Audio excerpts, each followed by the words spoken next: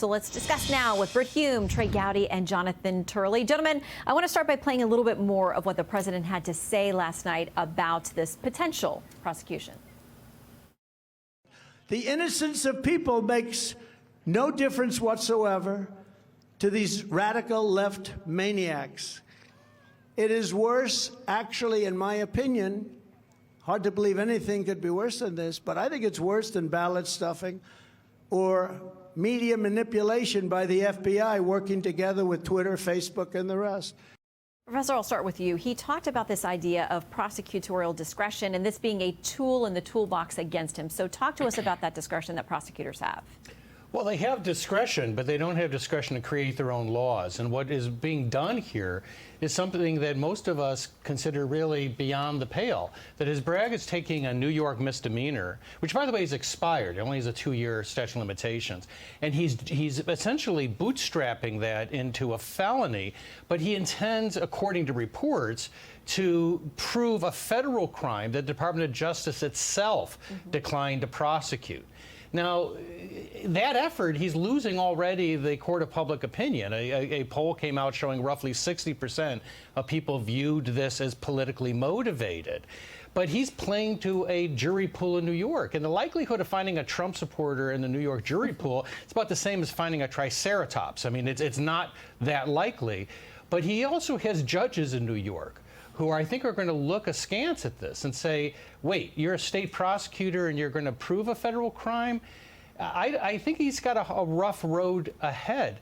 But what he has done is handed Trump proof positive of his long narrative. This is a political prosecution. So, Britt, I want to bring you into that point because the New York Post editorial board wrote about this, and they said they agree that this is a political prosecution. It says Trump has every right to be upset, but rather than seek his vindication in the courtroom or even just make an impassioned speech, Trump wants to inspire a mob. Time and time again, Trump's responses have been unhinged, indicative, and self-defeating. So, Britt, it sounds here like the professor thinks, like many people do, that either this case doesn't happen or it falls apart or there's an indictment without a conviction. Is the president stepping on a potential victory for himself with the reaction to it? I think so, Shannon. And, you know, it's been widely speculated that this prosecution by Alvin Bragg on the theory that he's espousing here, or seems to be, will help Trump politically. I have my doubts. That issue has to be looked at in two ways. One is, what effect might it have on his chances of getting the Republican nomination? And my guess is it won't have all that much effect. But when you turn to the question of whether he could be elected president again, you have to ask this question. Would this prosecution motivate a single voter who did not vote for him in 2020 to vote for him in 2024? And I think the answer to that is pretty clear. I don't see a single voter who refused to vote for Trump 4 years ago, or nearly 3 years ago, turning in his favor now after he's been indicted and might be indicted for further investigations of the kind outlined by Brian Yanis. Yeah, and a lot of this is about perception. So Kimberly Strassel has a piece in the Wall Street Journal that says this: if Mr. Bragg acts, the precedent will be set. America will officially become a country like Bolivia or the Philippines, where prosecutors of one political party arrest leaders of a rival political party. Trey, I'll bring you in here. Is that overstating it? I mean, we know the feds looked at this case. They decided to drop it. But this district attorney thinks, at least by the reports we're getting, that it's worthwhile to pursue.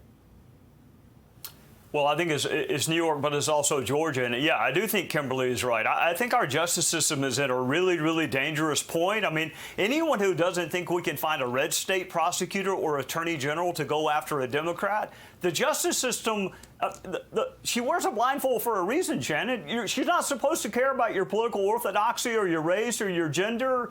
This is by far the weakest of the cases upon which President Trump is under investigation. By far, it's factually weak. It's legally weak. You got statute of limitations problems. You got witness credibility problems. And yet, for political expediency, Alvin Bragg has finally found a crime he thinks is worth pursuing. Not resisting arrest, not shoplifting, not drug offenses, but he thinks paying hush money. He doesn't even think prostitution should be illegal, but paying for silence. So we are at a dangerous point.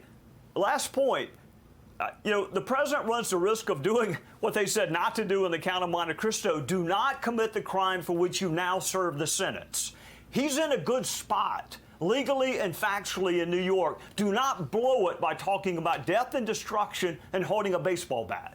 Well, and we have this question now about who this other witness the grand jury may be hearing from, but we know who they did hear from last week, and that was Robert Costello, an attorney who said he'd worked with Michael Cohen. Michael Cohen says he wasn't represented by him, but he gave a different, set of events. He said either Cohen's lying then or he's lying now. This is what FoxNews.com is reporting. It says two familiar sources told Fox News Digital on Wednesday that the grand jury was canceled amid, quote, major dissension within the district attorney's office. One source claimed the district attorney is having trouble convincing the grand jury on potential charges due to the, quote, weakness of the case. So, Professor, how much do you think Robert Costello's testimony may have impacted them? He went in there and said, you can't trust Michael Cohen. He's giving you conflicting information. You've seen 6 emails. I've got more than 300 others that are relevant. Do you think the jurors now have additional questions? Well, it's really telling, isn't it? Because grand juries don't normally rake prosecutors over the coals in order to get an indictment. You have them at hello when you walk in as a prosecutor. So if he's having trouble, it's indicative of how weak this case is. The most damaging aspect of Costello may not simply be as a former counsel to Cohen, he says that he's lying. It's that he said he brought 300 emails with him and said these contradict what Cohen says.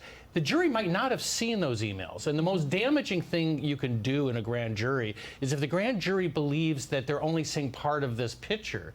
But the dissent within the office, I think, is also equally important. It is a weak case. We can talk about Georgia. I think that's fairly weak, but it's more conventional. I think there's a greater threat in Mar-a-Lago. That's well-trod ground for prosecutors. But New York is a political prosecution, and I think you have to call it. And I think a lot of prosecutors may be getting sort of sticker shock on this one and saying this is too costly to our office. So we now have the House GOP going back and forth with Alvin Bragg's office. They are saying, we're going to have you testify. You've got to come here. We've got questions about how you're running your office. Alvin Bragg's office firing back. You don't have any jurisdiction here. We are sovereign, and we're not going to come show up for anything. Another letter back and forth last night. But the Wall Street Journal editorial board says this: the House GOP takes Alvin Bragg's bait. They've got a warning. They say House Republicans are hurting their own cause. It's one thing to denounce Mr. Bragg's prosecution as weak and unjust. It's another to look like defending Mr. Trump is the new majority's main preoccupation. So, Brit, what about that political point? Well, I think it's fair to view this effort by the House committee as an attempt to satiate or to please the Trump base. I think, it might be wise for them to stay out of it. The case is faltering, and you have to ask this question, Shannon. Why on earth was Mr. Costello allowed to testify? Normally, when a grand jury is on the verge of indicting someone, and the prosecutor, of course, is running the show, they don't usually invite witnesses that are damaging to their cause to come and testify, which this prosecutor did, which has raised the question among many as to whether he is trying to find a way out of this and allowed this testimony to go forward for that reason, which again suggests that what the House committee is doing is probably unnecessary from the legal point of view and foolish from a political point of view. Trey, quick final word from you. Well, it's just not going to work. I mean, the power to subpoena is only as good as the power to enforce that subpoena. It's never going to be enforced. There are 1,000 reasons to criticize Alvin Bragg, but he's not going to come before Congress and justify himself. All right, Brit, Trey, Jonathan, thank you all very much. Hey, it's Will Kane. Click here to subscribe to the Fox News channel on YouTube. It's the best way to get our latest interviews and highlights. And click to subscribe to the Will Kane podcast for full episodes right now.